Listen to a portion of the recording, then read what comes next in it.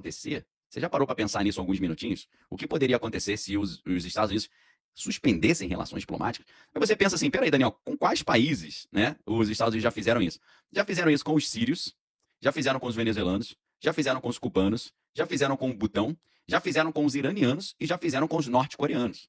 Ou seja, esses são os países que têm aí a interrupção dessas relações. Na verdade, no caso dos norte-coreanos, os Estados Unidos nunca estabeleceram relações formais, né, com os norte-coreanos desde que a Península Coreana foi dividida em 1948. A tensão aumentou muito devido aos testes nucleares lá de Pyongyang, né? Os Estados Unidos têm pressionado outros países a reduzir laços com os norte-coreanos, como mencionado em 2017, quando países como Espanha, Kuwait, os peruanos, mexicanos, Itália e Mianmar expulsaram diplomatas norte-coreanos a pedido dos Estados Unidos.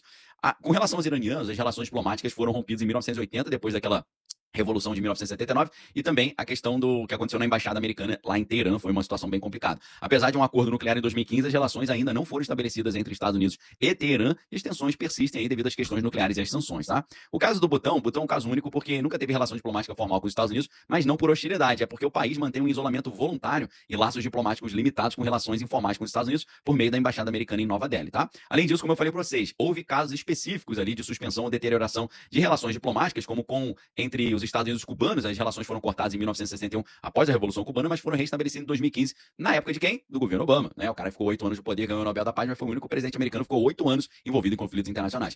Só que, no caso cubano, apesar disso, as tensões persistem devido ao embargo econômico que depende da aprovação do Congresso para ser encerrado. No caso dos venezuelanos, embora não haja uma suspensão formal completa, as relações com os venezuelanos estão muito deterioradas desde o governo de Hugo Chávez, com uma redução significativa dos laços diplomáticos e sanções impostas pelos Estados Unidos, especialmente após 2019, devido à crise política envolvendo Nicolau e Maduro.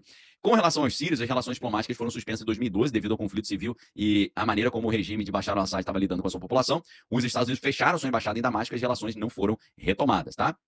Então, meus amigos, se realmente o Brasil, no futuro aí, quem sabe, Deus queira que não, né? Mas se os Estados Unidos romperem relações diplomáticas, a gente vai entrar num grupinho de países aí bem complicados, tá?